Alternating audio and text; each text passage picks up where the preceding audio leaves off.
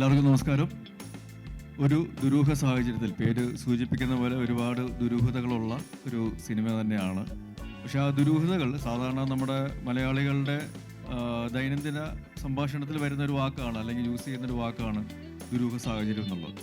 കൂടുതലും ഗൗരവമേറിയ സാഹചര്യങ്ങളിലാണ് നമ്മൾ ആ വാക്ക് ഉപയോഗിക്കാറുള്ളത്.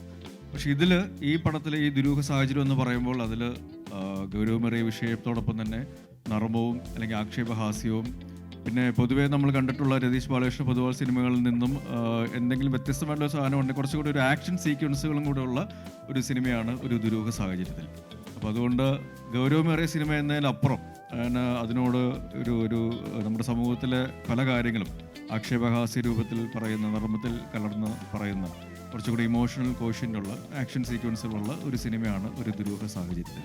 അതെല്ലാവർക്കും ഇഷ്ടപ്പെടുമെന്ന് ഉള്ള വിശ്വാസത്തിൽ അതിനുവേണ്ടിയുള്ള എല്ലാ എഫേർട്ടും ഞങ്ങൾ എടുത്തിട്ടുണ്ട്, ആത്മാർത്ഥമായിട്ട് ചെയ്തിട്ടുണ്ട്. കാരണം ഇതിൻ്റെ ഓരോ കോണ്ടൻറ്റുകളും നമ്മൾ പുറത്തേക്ക് വിടുമ്പോൾ അതിന് കിട്ടുന്ന സ്വീകാര്യത എന്ന് പറയുന്നത് ഞങ്ങൾക്കൊരു വലിയൊരു ആശ്വാസവും ഒരു വിശ്വാസവും തരുന്നൊരു കാര്യമാണ്, ആ ഒരു അക്സെപ്റ്റൻസ് എന്ന് പറയുന്നത്. അപ്പോൾ അത് തീർച്ചയായിട്ടും 15-ാം തീയതി വിഷുക്കാലത്ത് തിയേറ്ററിൽ വരുമ്പോൾ അതിനേക്കാളും നല്ല രീതിയിൽ അത് ആൾക്കാരെ, പ്രേക്ഷകരെ എൻ്റർടൈൻ ചെയ്യിക്കും എന്നുള്ളൊരു വിശ്വാസവും അതൊരു വിഷു കൈനീട്ടമായിട്ട് പ്രേക്ഷകർ സ്വീകരിച്ച് വിജയിപ്പിക്കും എന്നുള്ളൊരു പ്രാർത്ഥനയുമുണ്ട്. Thank you. അതുപോലെ തന്നെ ഞങ്ങൾ നേരത്തെ ഇൻ്റർവ്യൂ ചെയ്തപ്പോൾ ജാഫറൊക്കെ പറഞ്ഞൊരു കാര്യമുണ്ട്, ഇതിലെ ഹെയർ സ്റ്റൈലിനെ പറ്റി ഞങ്ങൾ ചോദിച്ചു. വളരെ വ്യത്യസ്തമായിട്ടുള്ളൊരു ഹെയർ സ്റ്റൈലാണ്. ആൻഡ് അപ്പോൾ റോളിനെ പറ്റി ഒന്ന് പറയൂ ജാഫറിക്ക. ഓണാണ്. അതായത് റോളിനെ കുറിച്ച് ഞാൻ പറഞ്ഞു, ഇപ്പം ഇതല്ല, ആ മുടിയല്ല ഇത് എൻ്റെ പേര് ഈ സിനിമയിൽ ജാഫർ ഖാൻ തന്നെയാണ്, ഇടുക്കിക്കാരൻ തന്നെയാണ് ഈ സിനിമയിൽ ഞാൻ. പിന്നെ എനിക്ക് ഡയറക്ടർ ആദ്യം ഒരു പടത്തിൽ അദ്ദേഹത്തിൻ്റെ കൂടെ കനകം കാമിനി കനകം അതിനകത്ത് അഭിനയിച്ച ഒരു പരിചയമുണ്ട്. അതുകൂടാതെ ആ ടൈം തൊട്ട് എനിക്ക് കുറച്ച് ആത്മബന്ധമുണ്ട്. പിന്നെ നമ്മുടെ സ്റ്റീഫൻ സാറ് എനിക്ക് ഇടയ്ക്കിടയ്ക്ക് പടം തരുന്ന ഒരാളാണ്. അദ്ദേഹം എല്ലാവരും ആലോചിച്ച് പറക്കി. അതുപോലെ തന്നെ നമ്മുടെ നായകൻ സാറും എല്ലാം കൂടെ കൂടി വിളിച്ചിട്ടാണ് എല്ലാവരും കൂടെ ആലോചിച്ച് പറക്കുകയാണ് ഞാൻ ഈ സിനിമയിൽ ചെയ്തത്. എനിക്കൊരു നല്ല വേഷമാണ് ഇതിനകത്ത് തന്നിരിക്കുന്നത്. ഇത് നിങ്ങൾ കണ്ടതിനകത്ത് നിന്ന് നിങ്ങൾക്ക് മനസ്സിലാക്കാൻ പറ്റും. ഞാൻ ഇത്രയും കൂടുതലായിട്ടൊരു സിനിമ എന്ന് പറഞ്ഞാൽ ഞാൻ മെയിൻ ചെയ്യുന്ന ഒരു 3-4 പടം ഇറങ്ങിയിട്ടുണ്ട്, അതല്ല ഞാൻ പറഞ്ഞത്. അല്ലാതെ ഇങ്ങനത്തുള്ള വലിയ പടത്തിൽ എനിക്ക് ഏറ്റവും കൂടുതൽ അദ്ദേഹത്തിൻ്റെ കൂടെ തന്നെ നിന്ന് ചെയ്യാൻ പറ്റിയ ഒരു സിനിമയാണ് ദുരൂഹ സാഹചര്യത്തിൽ. അദ്ദേഹം എന്നെ അവിടെ കൊണ്ടുപോയി കഴിഞ്ഞിട്ട് ഇതുപോലെ ഹെയർ സ്റ്റൈലൊക്കെ മാറ്റി വേറെ രൂപത്തിലേക്കാക്കി മാറ്റി എന്നോട് പറഞ്ഞു, ഇത് ഇന്ന പോലെയൊക്കെ ചെയ്യണമെന്ന് പറഞ്ഞു. അദ്ദേഹം പറഞ്ഞ പോലെയൊക്കെ ചെയ്തു വെച്ചിട്ടുണ്ട്. അപ്പം ദുരൂഹ സാഹചര്യത്തിൽ വിഷുവിന് ഇറങ്ങുകയാണ്. അപ്പോൾ എല്ലാവരും ഈ പടം കാണണം, കണ്ട് ഞങ്ങളെ സഹായിക്കണം എന്നാണ് എൻ്റെ സൈഡിൽ നിന്ന് ഞാൻ പറയുന്നത്. അപ്പോൾ എല്ലാവരും, നിങ്ങളും മീഡിയക്കാരെല്ലാവരും, എല്ലാ നാട്ടുകാരും നമ്മളെ ഈ പടം വിജയിപ്പിക്കണമെന്ന് പറയുന്നു. അടുത്ത റൗണ്ടിൽ ഞാൻ പറഞ്ഞാൽ പോരെ? അതെ. ഇനി എന്നെ പറയണ്ടൊന്നും പറഞ്ഞു പറഞ്ഞോ, കുഴപ്പമില്ല. ഇനി അടുത്തൊന്ന് കൈമാറാം. ശരി. അപ്പോൾ തീർച്ചയായിട്ടും ഈ പറഞ്ഞ 15-ാം തീയതി ഞങ്ങൾ ഉണ്ടാവും ഫസ്റ്റ് ഡേ ഫസ്റ്റ് ഷോയ്ക്ക്. Thank you. ഞങ്ങൾ എല്ലാവരും. താങ്ക് യു ഹാൻസ്. ഹലോ, സോറി, അത് തന്നെ ശംഭു. രണ്ടാമത്തെ പ്രാവശ്യം തിരിക്കുന്നത് അല്ലേ? എന്റെ ദൈവമേ, ഇതെല്ലാവരും കേട്ടില്ലേ? കുഴപ്പമില്ലല്ലോ, കേട്ടില്ലേ? കുഴപ്പമില്ല. അങ്ങനെ ഓക്കെ. സജിൻ പറയൂ. എല്ലാവർക്കും നമസ്കാരം. രതീഷേട്ടൻ്റെ ഒപ്പം വർക്ക് ചെയ്യാന്നുള്ള എൻ്റെ ഒരു ഭയങ്കര ഭാഗ്യമായിരുന്നു. ഞാൻ ഭയങ്കര ആഗ്രഹിച്ചൊരു സംഭവമായിരുന്നു. അപ്പോൾ ഈ പടത്തിലോട്ട് എന്നെ ഇൻവൈറ്റ് ചെയ്യണത് ചാക്കോച്ചനാണ്. അപ്പോൾ ഒരു ബക്കറ്റ് ലിസ്റ്റിലുള്ള ഡയറക്ടറാണ് രതീഷേട്ടൻ. രതീഷേട്ടൻ്റെ പടമാണെങ്കിലും നാത്തൻ കേസോട്, ആൻഡ്രോയിഡ് കുഞ്ഞപ്പൻ, കനകം കാമിനി കലം, ഇതൊക്കെ എൻ്റെ ഇഷ്ടപ്പെട്ട സിനിമകളാണ്. അപ്പം അന്നോട്ടേ രതീഷേട്ടൻ വർക്ക് ചെയ്യണമെന്നൊരു ആഗ്രഹം ഉണ്ടായിരുന്നു. അതിന് സംഭവിച്ചു. അതിൽ ലിസ്റ്റിൻ ചേട്ടൻ്റെ ഒപ്പം ഞാൻ ആദ്യമായിട്ടാണ് വർക്ക് ചെയ്തത്. ഞാനൊരു ഡയറക്ടേഴ്സ് ആക്ടറാണെന്നാണ് ഞാൻ വിശ്വസിക്കുന്നത്. അപ്പോൾ ഈ പടത്തിൽ ഭയങ്കര എളുപ്പമായിരുന്നു. രതീഷേട്ടൻ പറയുന്ന പോലെ അല്ലെങ്കിൽ പുള്ളി അത് അഭിനയിച്ച് കാണിച്ചു തരും. അപ്പോൾ അത് ഭയങ്കര സിമ്പിളായിരുന്നു, കുറച്ചും കൂടി എളുപ്പമായിരുന്നു. അതുപോലെ തന്നെ നിങ്ങൾ സോങ്ങുകളൊക്കെ കണ്ടിരുന്നു. ഇതിലെ സോങ് ഞാൻ ആൽക്കലി എന്നുള്ള സോങ് നിങ്ങൾ കണ്ടിട്ടുണ്ടാവുമെന്ന് പ്രതീക്ഷിക്കുന്നു. അതിൽ ചാക്കോച്ചിനെ ഞാൻ ഡാൻസ് പഠിപ്പിക്കുന്ന ഒരു എപ്പിസോഡൊക്കെ ഉണ്ട്. അപ്പോൾ അതൊക്കെ ഒരു ചെറിയ റിസ്ക് അറിഞ്ഞ പരിപാടികളൊക്കെ ആയിരുന്നു. അപ്പോൾ അതുകൊണ്ട് 15-ാം തീയതി പടം വരുന്നുണ്ട്. എൻ്റെ ക്യാരക്ടറിൻ്റെ പേര് ഇതിൽ രാജേന്ദ്ര പ്രസാദ് എന്നാണ്. അപ്പോൾ അതിനെക്കുറിച്ച് പറയുകയാണെങ്കിൽ ഈ പടത്തിൽ ഒരു പോയിന്റിൽ ഈ ക്യാരക്ടറിൻ്റെ കാല് ഇഞ്ചുറി ആവും. അപ്പോൾ അതിനുശേഷം ത്രൂ ഔട്ട് അത് മെയിൻറ്റെയിൻ ചെയ്തിട്ടാണ് ആ ക്യാരക്ടറിൻ്റെ ആർക്ക്. അപ്പോൾ റിയലായിട്ട് അത് ഷൂട്ട് ചെയ്യുന്ന തൊട്ട് മുന്നേ എൻ്റെ കാല് ശരിക്കും ഇഞ്ചുറി ആയി ഷൂട്ട് ചെയ്യുന്ന സമയത്ത്. അപ്പോൾ ഒരു എയർലൈൻ ഫ്രാക്ചർ ഒക്കെ ഉണ്ടായിരുന്നു. അപ്പോൾ അത് വെച്ചിട്ടാണ് പിന്നെ ത്രൂ ഔട്ട് പിന്നെ അഭിനയിച്ചത്. അപ്പോൾ അങ്ങനെയൊക്കെയുള്ള കുറച്ച് ദുരൂഹ സാഹചര്യങ്ങൾ ആ പടത്തിലുണ്ടായിരുന്നു. അപ്പോൾ വേറെ പടമായിരുന്നെങ്കിൽ അപ്പം തന്നെ പാക്കപ്പ് പറഞ്ഞ് ഇദ്ദേഹത്തിൻ്റെ ചികിത്സ എല്ലാം കഴിഞ്ഞിട്ട് പിന്നെ ഒരു 6 മാസം കഴിഞ്ഞ് 8 മാസം കഴിഞ്ഞാൽ തുടങ്ങും. പക്ഷേ അതൊക്കെ ഇവരെല്ലാം കൂടി അങ്ങനെയായി. അത് ചെറിയ പരിക്കായതുകൊണ്ട് കുഴപ്പമില്ല. ഫസ്റ്റ് ഡേ തന്നെയാണ് സംഭവിച്ചത്. അപ്പോൾ അതുകൊണ്ട് 4 ദിവസം ഒരു 5 ദിവസമൊക്കെ റെസ്റ്റ് വന്നതിന് ശേഷം ബാക്കി ഷൂട്ട് ചെയ്തു. അപ്പോൾ അങ്ങനെയാണ്. പിന്നെ എല്ലാവരുടെയും ഭയങ്കര ഡിഫറെൻറ്റ് ലുക്കാണ്. രതീഷേൻ്റെ പടത്തിലൊക്കെ അങ്ങനെയാണ്. എന്നെയൊക്കെ കാണാത്ത രീതിയിലാണ് ക്ലീൻ ഷേവ് ചെയ്തൊരു മാർക്കൊക്കെ ഉണ്ട്, ഒരു പാച്ചൊക്കെ ഉണ്ട്. അതുപോലെ തന്നെ ജാഫർക്കാട് നേരത്തെ പറഞ്ഞ പോലെ ഹെയർ സ്റ്റൈല്, ചാക്കോച്ചൻ്റെ ആണെങ്കിലും എല്ലാവരും ദിലീഷേൻ്റെ ഒക്കെ ആണെങ്കിലും. പിന്നെ ഒരു ഇതിൽ 4 ഡയറക്ടേഴ്സിൻ്റെ ഒപ്പം വർക്ക് ചെയ്യാൻ പറ്റി. രതീഷ് ബാലകൃഷ്ണ പൊതുവാൾ, ദിലീഷ് പോത്തൻ, രാജേഷ് മാധവൻ, ചിദംബരം, ഇവരുടെ ഒപ്പം വർക്ക് ചെയ്യാൻ പറ്റി. വളരെ സന്തോഷമുണ്ട്. എന്തായാലും 15-ാം തീയതി സിനിമ വരികയാണ്. എന്തായാലും അടിപൊളി സിനിമയായിരിക്കും എന്ന് വിചാരിക്കുന്നു. Thank you. തീർച്ചയായിട്ടും താങ്ക് യു. അതുപോലെ തന്നെ എടുത്തു പറയേണ്ട ഒരു കാര്യമാണ് ഉദയ പിക്ചേഴ്സും മാജിക് ഫ്രെയിംസും കോംബോ. നിങ്ങൾ 2 ഇത് കൂടെ ഒരുമിച്ചാണ് ഒരു പ്രൊഡക്ഷൻ എന്ന് പറയുന്നത്. അത് തീർച്ചയായിട്ടും ഞങ്ങൾക്കത് അറിയേണ്ടിയിരിക്കുന്നു. അതൊരു വലിയൊരു കാര്യം തന്നെയാണ്. പറയൂ ലിസ്നേട്ടാ. ചാക്കോച്ചൻ തന്നെയാണ് ഈ പ്രോജക്റ്റ് എൻ്റെ അടുത്തേക്ക് പറഞ്ഞു വിട്ടത്. അപ്പം തീർച്ചയായിട്ടും ചാക്കോച്ചനായിട്ട് അസോസിയേറ്റ് ചെയ്യാൻ സാധിച്ചതിൽ വളരെയധികം സന്തോഷമുണ്ട്. എൻ്റെ സിനിമാ ജീവിതത്തിൽ എൻ്റെ ഫസ്റ്റ് സിനിമയായിട്ടുള്ള ട്രാഫിക്കിലേക്ക് ഞാൻ വരുമ്പോൾ അന്ന് മുതലുള്ള ബന്ധമാണ് ചാക്കോച്ചനുമായിട്ട്. ഇപ്പോൾ ഈ സിനിമയുടെ ഡയറക്ടറും ചാക്കോച്ചനും തമ്മിലുള്ള സൗഹൃദത്തിൽ തന്നെയാണ് ഈ സിനിമ സ്റ്റാർട്ട് ചെയ്യുന്നത്.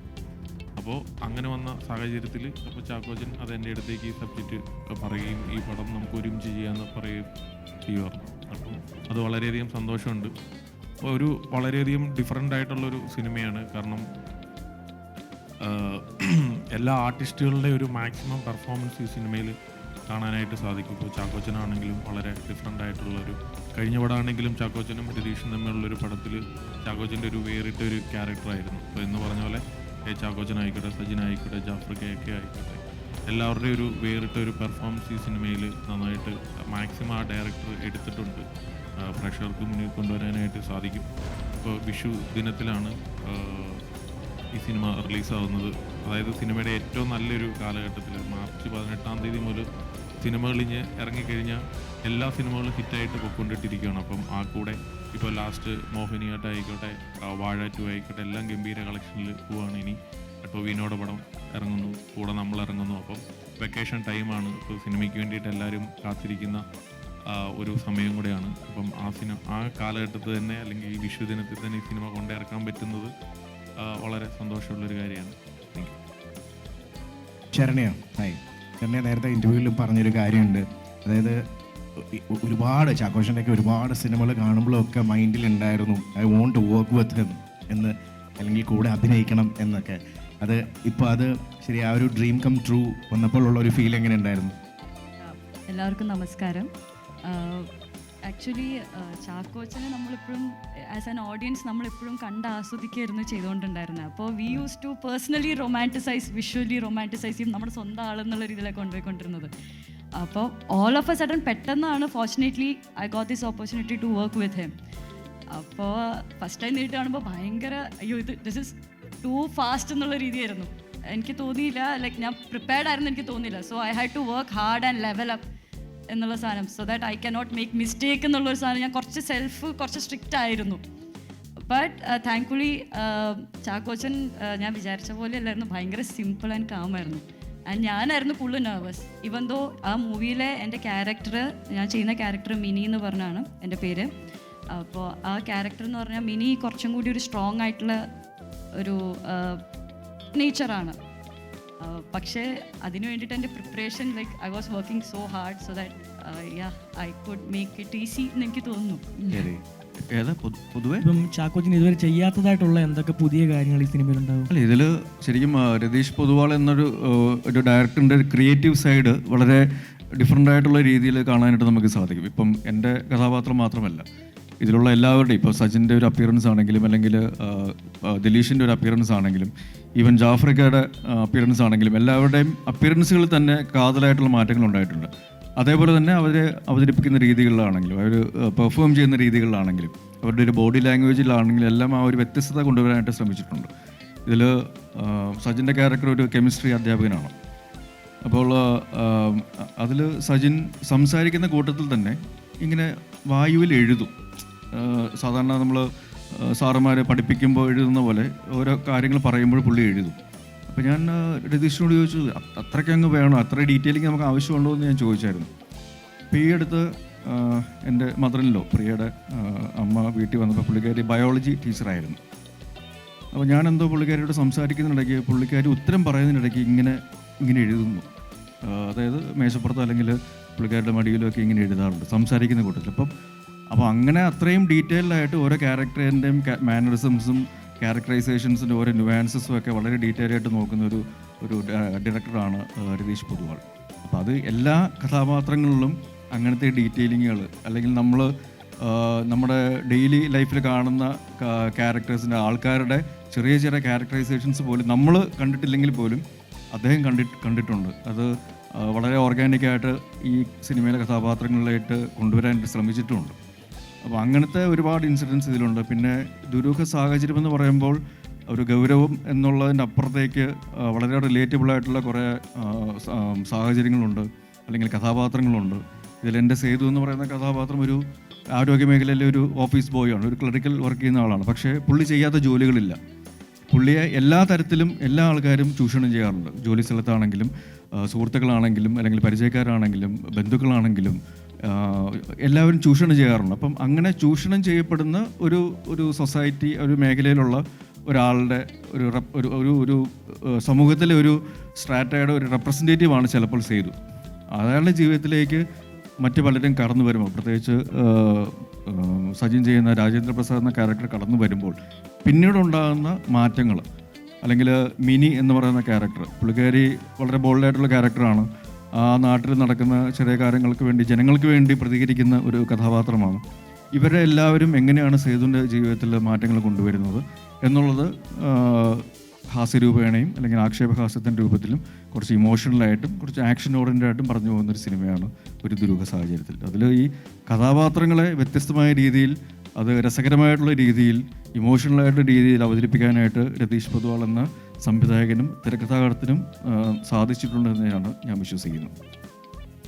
ചാക്കോച്ചൻ ഓൾസോ ഇപ്പം ചാക്കോച്ചൻ ഒരു കംബാക്ക് പീരീഡ് ഉണ്ടായിരുന്നു. അതായത് ഈ ട്രാഫിക് മുതൽ ഇങ്ങോട്ടുള്ള സിനിമാസ് നോക്കുവാണെങ്കിൽ ചാക്കോച്ചൻ ജസ്റ്റ് റൊമാൻറ്റിക് ഹീറോയ്ക്ക് അപ്പുറത്തേക്ക് എന്താ പറയുക, ഒരുപാട് വ്യത്യസ്തമായിട്ടുള്ള ക്യാരക്ടേഴ്സ് ചെയ്തു, ഈവൻ വില്ലൻ ഉൾപ്പെടെ. അപ്പം ഇതിനുള്ള കോൺഫിഡൻസ് എവിടെ നിന്നായിരുന്നു? ഇല്ല ഒരു ക്ലീഷേഴ്സ് എല്ലാം പൊളിച്ചെടുക്കണമെന്നൊക്കെ തുടങ്ങിയത്? ഇടക്കാലത്ത് സിനിമയിൽ നിന്ന് മാറി നിന്നപ്പോഴാണ് പ്രേക്ഷകർ എത്രത്തോളം സ്നേഹിക്കുന്നുണ്ട് എന്നുള്ള തിരിച്ചറിവുണ്ടാകുന്നത്.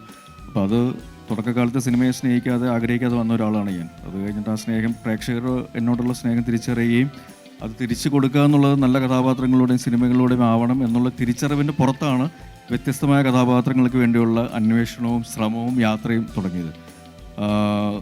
ഒരു 5-6 കൊല്ലങ്ങളായിട്ട് ചെയ്യുന്ന സിനിമകൾ, വ്യത്യസ്തമായ സിനിമകളും അല്ലെങ്കിൽ കഥാപാത്രങ്ങളും കുറച്ചുകൂടെ ആഘോഷിക്കപ്പെടുന്നുണ്ടെങ്കിൽ, പക്ഷെ അതിനുള്ള ശ്രമങ്ങൾ എത്രയോ വർഷങ്ങൾക്ക് മുമ്പ് തുടങ്ങിയതാണ്. ചെറിയ ക്യാരക്ടറുകളിലൂടെ അല്ലെങ്കിൽ ചെറിയ റോളുകളിലൂടെ ആണെങ്കിലും എല്ലാം. ട്രാഫിക്കൊക്കെ അങ്ങനത്തെ രീതിയിൽ ഒരു കഥാപാത്രത്തെ ഒരു ക്യാരക്ടർ അല്ലെങ്കിൽ ഇമേജ് ചേഞ്ചിന് വേണ്ടി ഒരുപാട് സഹായിച്ചിട്ടുള്ളൊരു സിനിമയാണ്. അങ്ങനെ ഒരുപാട് സിനിമകൾ, കുറേ നെഗറ്റീവ് ഷെയ്ഡ്സ് ഉള്ള ക്യാരക്ടർ ചെയ്തിട്ടുണ്ട്. ഹ്യൂമർ ചെയ്യാതിരുന്ന് ഞാൻ ഹ്യൂമർ ചെയ്തിട്ടുണ്ട്. അപ്പോൾ അതൊക്കെ പാളിപ്പോയിട്ടുമുണ്ട്. എന്നാൽ അങ്ങനത്തെ ഒരു ട്രയൽ ആൻഡ് എറർ പ്രോസസ്സ് കഴിഞ്ഞിട്ട് വളരെ പതുക്കെയാണ് ഒരു ട്രാൻസ്ഫോർമേഷൻ നടന്നത്. അല്ലാതെ ഒരു സുപ്രഭാതത്തിൽ പെട്ടെന്ന് ഭയങ്കരമായിട്ട് മാറ്റം ഉണ്ടായി വന്നൊരാളല്ല ഞാൻ. അതിൻ്റെ പുറകിൽ കുറേ അധ്വാനങ്ങളുണ്ട്, കുറേ തിരസ്കാരങ്ങളുണ്ട്, പരാജയങ്ങളുണ്ട്, വിജയങ്ങളുണ്ട്, എല്ലാം അതിൻ്റെ ഭാഗമാണ്. താങ്ക് യു ചാക്കോച്ച. Next question. സജിൻ ബ്രോ നമസ്കാരം. നമസ്കാരം ബ്രോ.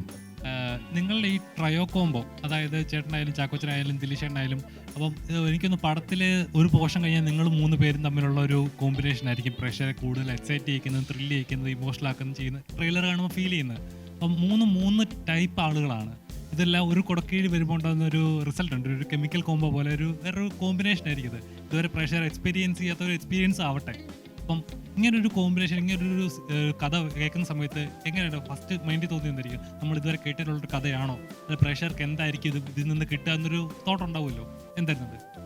ബ്രോ, ഞാൻ പറഞ്ഞില്ലേ നേരത്തെ, എൻ്റെ ഒരു ബക്കറ്റ് ലിസ്റ്റിലുണ്ടായിരുന്ന ഡയറക്ടറാണ് രതീഷ് ചേട്ടൻ.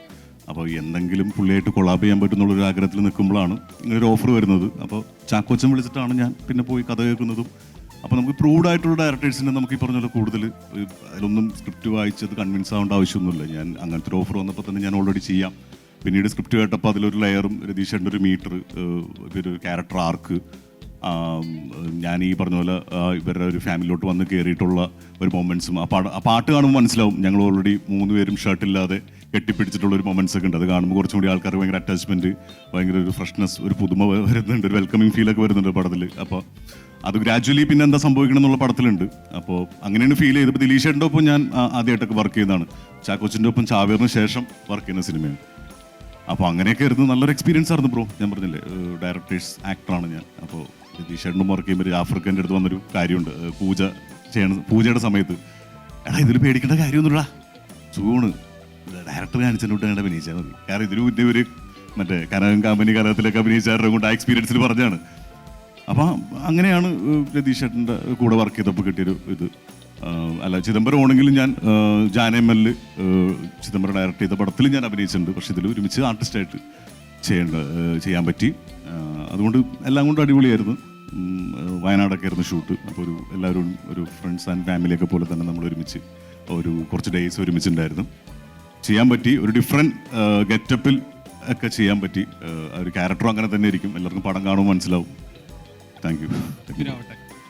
ചാക്കോച്ച, അതുപോലെ ചാക്കോച്ചൻ്റെ ഓരോ പോസ്റ്റുകൾ കാണുമ്പോൾ നമുക്ക് ഏകദേശം ഈ പടത്തിന് ഡാൻസ് ഇറങ്ങിയതിന് ശേഷം ചാക്കോച്ചൻ ഓരോ മഞ്ജുചേച്ചിയുടെ ഉള്ള ഡാൻസ് ആയാലും ശരി, ഓരോ സ്ഥലത്ത് പോകുമ്പോൾ ചെയ്യും, നമുക്കൊരു ആക്ടറിൽ ഉണ്ടാകുന്ന ഒരു കോൺഫിഡൻസ് ഉണ്ടല്ലോ, ഒരു ക്യാരക്ടറിൽ ഉണ്ടാകുന്ന ഇത് പ്രേക്ഷകരിലേക്ക് എത്തിക്കഴിഞ്ഞ് കഴിഞ്ഞാൽ എന്തായാലും വർക്കൗട്ട് ആവും ഉണ്ടാകുന്നൊരു കോൺഫിഡൻസ് ഉണ്ട്. അത് ചാക്കോച്ചൻ ഓരോ പോസ്റ്റ് ചെയ്യുമ്പോൾ നമുക്കത് ഫീൽ ചെയ്യുന്നുണ്ട്. അപ്പം ശരിക്കും പറയാം, മലയാളികൾക്ക് ഒരുപാട് എവർഗ്രീൻ ക്യാരക്ടേഴ്സ് തന്നൊരു ആളാണ് താങ്കൾ, ഒരു എവർഗ്രീൻ ആക്ടർ എന്ന് തന്നെ പറയാം. അപ്പം അപ്പോൾ ഇതിനെ കഥാപാത്രം എത്രത്തോളം പ്രേക്ഷകർക്ക് റിലേറ്റ് ചെയ്യാൻ പറ്റുന്ന ഒരു കഥാപാത്രമായിരിക്കും?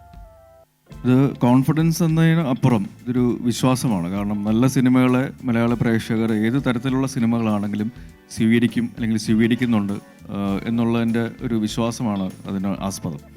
ഇപ്പോൾ ഞാൻ എൻ്റെ ലൈഫിൽ ചെയ്യുന്ന ചില കാര്യങ്ങൾ, രസകരമായിട്ടുള്ള കാര്യങ്ങൾ ദുരൂഹ സാഹചര്യവുമായിട്ട് കോർത്തിണക്കി ഞാൻ പറയുമ്പോൾ പോലും, അത് ഞാൻ നേരത്തെ സൂചിപ്പിച്ചു, നമ്മുടെ മലയാളികൾ എപ്പോഴും കോമൺ ആയിട്ട് യൂസ് ചെയ്യുന്ന ഒരു വാക്കാണ് ദുരൂഹ സാഹചര്യം എന്നുള്ളത്.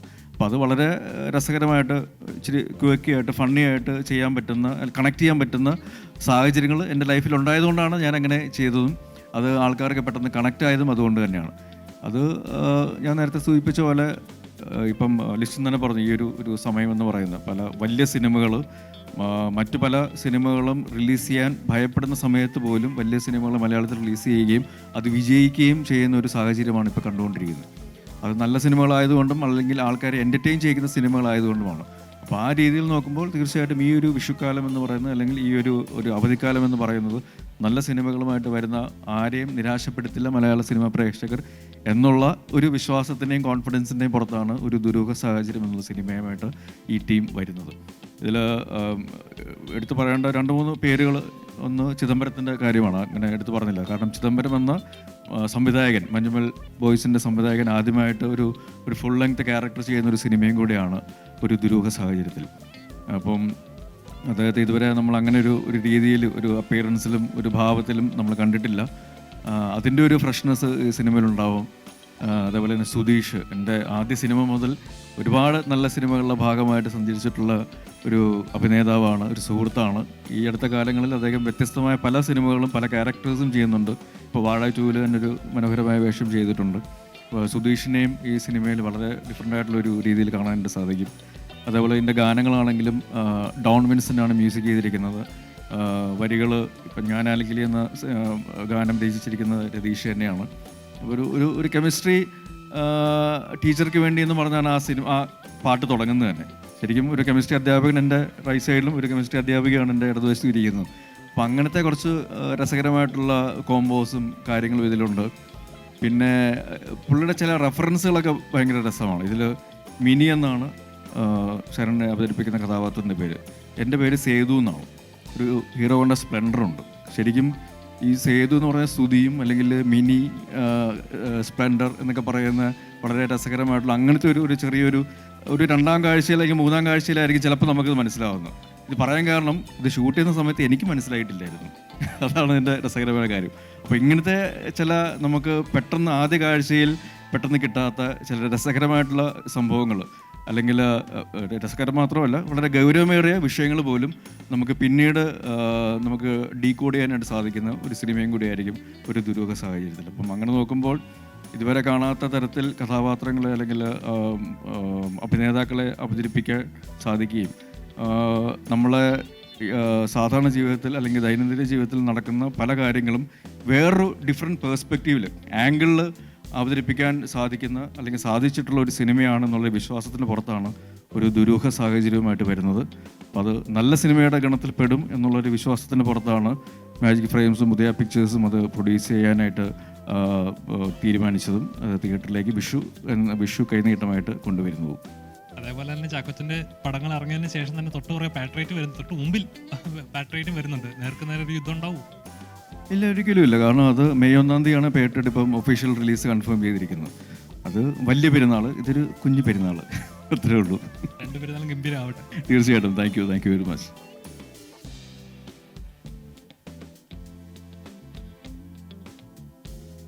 അത് ശരിക്കും ഈ സജിൻ്റെ കാലിൻ്റെ ഇഷ്യൂ നമ്മൾ പറഞ്ഞായിരുന്നല്ലോ. അപ്പം ഹെയർലൈൻ ഫ്രാക്ചറാന്ന് പറഞ്ഞു. ജാഫർക്ക പറഞ്ഞു എന്തെങ്കിലും ഭയങ്കര വലിയ ഇഷ്യൂ ആയിരുന്നെങ്കിൽ നമ്മളപ്പം ഷെഡ്യൂൾ ക്യാൻസൽ ചെയ്യുക അല്ലെങ്കിൽ പടം നിർത്തി വെച്ച് വേറൊരു ആക്ടറെ നമ്മൾ നോക്കിയാണ്. ഇപ്പോൾ ലിസ്റ്റ് നോക്കിയപ്പം ഇത് വലിയ ചിലവില്ലാത്ത കാര്യമാണ്, പിന്നെ കഥാപാത്രത്തിന് യോജിച്ച രീതിയിലുള്ള കാര്യമാണ്. അപ്പം ചികിത്സിക്കാൻ പോയി കഴിഞ്ഞാൽ അത് വേണ്ട, മരുന്നൊന്നും വേണ്ട, അല്ലെങ്കിൽ എക്സ്റേ ഒന്നും എടുക്കേണ്ട, ഇത് അങ്ങനെ തന്നെ പോട്ടെ, ക്യാരക്ടറിൻ്റെ പരിപാടിയാണെന്ന് പറഞ്ഞപ്പോൾ തന്നെ എനിക്ക് മനസ്സിലായി ഇദ്ദേഹത്തിൻ്റെ ഒരു ഇൻബിൽറ്റ് അല്ലെങ്കിൽ ഇൻബോൺ ബിസിനസ് അക്യുമെൻ എത്രത്തോളം ഉണ്ടെന്നുള്ളത്. പിന്നെ എനിക്ക് ആ ഏരിയയിലേക്ക് നോക്കേണ്ടി വന്നിട്ടില്ല. എല്ലാം ലിസ്റ്റിൻ്റെ ടീമും പ്രത്യേകിച്ച് അഖിലുമൊക്കെ അതിൽ ഭയങ്കരമായിട്ട്, കാരണം ലിസ്റ്റിൻ പൂജയ്ക്ക് ശേഷം പിന്നെ ലൊക്കേഷനിലേക്ക് വന്നിട്ടേ ഇല്ല. കാരണം എങ്ങാണ് ഈ കാലിൻ്റെ ചികിത്സയ്ക്ക് കൂടുതൽ എന്തെങ്കിലും സാലറി ചോദിക്കുമെന്നുള്ള ഭയത്തിൻ്റെ പുറത്ത് പുള്ളി വന്നിട്ടില്ല. അപ്പോൾ അതൊക്കെ എടുത്ത് കണ്ടുപഠിക്കേണ്ട കാര്യങ്ങളാണ്. പക്ഷേ ജോക്സ് അപ്പാർട്ട്, ഈ സിനിമയ്ക്ക് വേണ്ടിയിട്ട് ഞാൻ ആദ്യമായിട്ട് ലിസ്റ്റിൻ ആണ് ശരിക്കും രതീഷ് പൊതുവാളിനെ ആദ്യം എൻ്റെ അടുത്ത് വിടുന്നത് ആൻഡ്രോയിഡ് കുഞ്ഞപ്പൻ എന്ന സിനിമയ്ക്ക് വേണ്ടിയിട്ട്. അന്ന് എനിക്ക് മനസ്സിലായില്ല പുള്ളി എന്താ പറഞ്ഞതെന്നുള്ളത്. തിയേറ്ററിൽ സിനിമ വന്നതിന് ശേഷമാണ് എനിക്ക് മനസ്സിലായത് ഇതാണ് അദ്ദേഹം ഉദ്ദേശിച്ചതെന്നുള്ളത്. അപ്പോൾ അതിനുശേഷം വീണ്ടും രതീഷുമായിട്ട് ഒരു സിനിമ ചെയ്യുമ്പോൾ തിരിച്ച് ആ ഒരു കാര്യം തിരിച്ചു കൊടുക്കുക എന്നുള്ളത് എൻ്റെ ഭാഗത്തുനിന്ന് ഞാൻ ചെയ്യേണ്ട ഒരു ന്യായമായിട്ട് എനിക്ക് തോന്നി. അത് ഒരു നല്ല സിനിമയുടെ ഭാഗമാകുക എന്നുള്ളത് ഉറപ്പുവരുത്താൻ വേണ്ടിയിട്ടും ഉള്ളൊരു ശ്രമവും ഞങ്ങളുടെ ഭാഗത്തുനിന്ന് തീർച്ചയായിട്ടും ഉണ്ട്. ഇപ്പം ബോഗൻ ബില്ലി ആണെങ്കിലും ഓഫീസർ ഡ്യൂട്ടി എടുക്കുമ്പോഴും അതിനകത്തൊക്കെ ഒരു സൈക്കോ ക്യാരക്ടർ ഒളിഞ്ഞ് കിടക്കുന്നുണ്ട്, നമ്മൾ അറിഞ്ഞോ അറിയാതെ. അപ്പം ഇതിലും അങ്ങനെ ഒരു ദുരൂഹത ഞങ്ങൾ പ്രതീക്ഷിക്കണം. അങ്ങനെയാണെങ്കിൽ എന്തുകൊണ്ട് ഇത്രയും ക്യാരക്ടേഴ്സ് തിരഞ്ഞെടുക്കുന്നു? എനിക്ക് സൈക്കോ ചാക്കോ എന്ന പേര് വരുത്താൻ വേണ്ടിയിട്ടുള്ള ദുരൂഹമായിട്ടുള്ള ശ്രമമാണെന്ന് എനിക്ക് സംശയമുണ്ട്. പക്ഷേ എനിക്ക് തോന്നുന്നു എല്ലാവരിലും ഈ പറയുന്ന പോലെ ഒരു സൈക്കോ ഫാക്ടർ ഉണ്ട്, ഇല്ലേ? ഇല്ലാതില്ല. കാരണം അടിസ്ഥാനമായിട്ട് പറഞ്ഞു 24 മണിക്കൂർ നമ്മൾ ഒരു ദിവസം അതിൽ കുറേ നേരം കിടന്ന് ഉറങ്ങുമല്ല. ഈ ഉറങ്ങാതെ ഇരിക്കുന്ന സമയങ്ങളുണ്ടല്ലോ, രാവിലെ എഴുന്നേറ്റു പിന്നെ വൈകുന്നേരം വരെയുള്ള ആ സമയത്ത് നമ്മളുടെ മെൻ്റലിന് ചെറിയ ഏതോ ഒരു കുറച്ച് സെക്കൻഡ് നേരം എന്തോ ഈ പറഞ്ഞ പോലെ വരാമെന്നാണ് പറയണം, വരും. ഒരു യഥാർത്ഥ നല്ലൊരു സുഹൃത്തുമായിട്ട് സംസാരിച്ചുകൊണ്ടിരിക്കുന്നു. ആ സംസാരിച്ചുകൊണ്ടിരുന്നിട്ട് അയാളൊരു ഫോൺ വന്നങ്ങ് മാറി. ഞാൻ മാറിക്കഴിഞ്ഞിട്ട് ഇയാൾക്കൊരു ഫോൺ വന്നു. അതെന്ന് പറയുമ്പോൾ ഇവർ നല്ല സുഹൃത്ത് ഇങ്ങനെ ഒന്ന് വർത്താനം പറയാം, നീ എന്തൊക്കെയാണ് അങ്ങനെയാണ് അങ്ങനെയാണൊക്കെ പറയും. കുറച്ച് കഴിഞ്ഞിട്ട് വന്നിട്ട് പെട്ടെന്ന് എന്തേലും ചോദിച്ചു, എടാ നീ അങ്ങോട്ട് പോകണ്ട, അങ്ങോട്ടേ ഒരു അത് സത്യം പറഞ്ഞാൽ ഞാൻ വായിച്ചിട്ടുള്ള കേട്ടോ. അതാ പറഞ്ഞത്, ഇതിനെക്കുറിച്ച് വായിച്ച, അതുകൊണ്ട് ഞാൻ പറഞ്ഞ ഈ ഇത്രയും സൈക്കോ അല്ല ഞാൻ. അത് അത് എനിക്കിപ്പോൾ ഈ അവസരത്തിൽ പറയാനുള്ളൂ.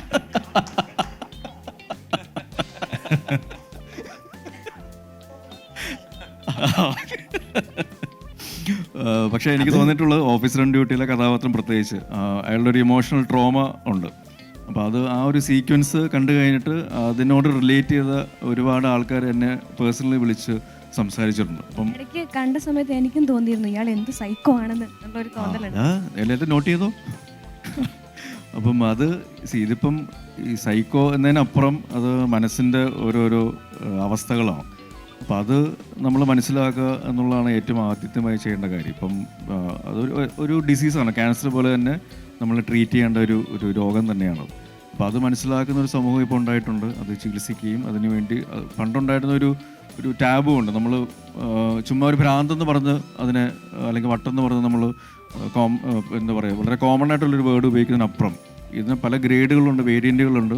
എന്തൊക്കെ അവസ്ഥകളാണെന്ന് മനസ്സിലാക്കി ചികിത്സിക്കാനായിട്ട് ആൾക്കാർ മുന്നോട്ട് വരുന്നുണ്ട്. പണ്ട് മടി ഉണ്ടായിരുന്നത് ഇപ്പോൾ അങ്ങനെയല്ല, ഓപ്പൺ അപ്പ് ചെയ്യുന്നുണ്ട് ആൾക്കാർ. അതൊരു നല്ലൊരു കാര്യമാണ്. അപ്പോൾ അത് ഓരോ കഥാപാത്രങ്ങൾക്കും അതനുസരിച്ചുള്ള ചേരുവകളും വ്യത്യസ്തതകളും ഉണ്ടാവാറുണ്ട്, മാനസിക തലങ്ങൾ ഉണ്ടാവാറുണ്ട്. അത് കുറച്ചുകൂടെ ഇൻറ്റൻസായിട്ട് അവതരിപ്പിക്കുന്നതുകൊണ്ടാണ് അങ്ങനെ തോന്നുന്നത്. ഇപ്പം ദുരൂഹ സാഹചര്യത്തിലേക്ക് വരുമ്പോൾ ഈ പറയുന്ന എല്ലാ ക്യാരക്ടേഴ്സിനും പല രീതികളിലായിരിക്കും ഒരേ സിറ്റുവേഷൻ തന്നെ അവർ റെസ്പോണ്ട് ചെയ്യുന്നത്. അപ്പം ഞാൻ രസകരമായിട്ട് കാണുന്ന ഒരു സിറ്റുവേഷൻ ചിലപ്പം രാജേന്ദ്ര പ്രസാദിനെ പേടിപ്പിക്കുന്ന ഒരു സിറ്റുവേഷൻ ആയിരിക്കും. അങ്ങനത്തെ സാഹചര്യങ്ങൾ ഉണ്ടായിട്ടുണ്ട്. അപ്പം അത് സിനിമ കാണുമ്പോൾ നമുക്ക് കുറച്ചും കൂടെ നമുക്ക് വ്യക്തതയുണ്ടാവും എങ്ങനെയാണെന്നുള്ളത്. അപ്പം അത് ഈ വ്യത്യസ്തമായ മാനസിക തലങ്ങൾ പോലും വളരെ ഇൻട്രസ്റ്റിംഗ് ആയിട്ട് നർമ്മവും ആക്ഷേപഹാസ്യവും ഒക്കെ ചേർത്ത് പറഞ്ഞു പോകുന്നൊരു സിനിമയാണ് ദുരൂഹ സാഹചര്യം. Thank you.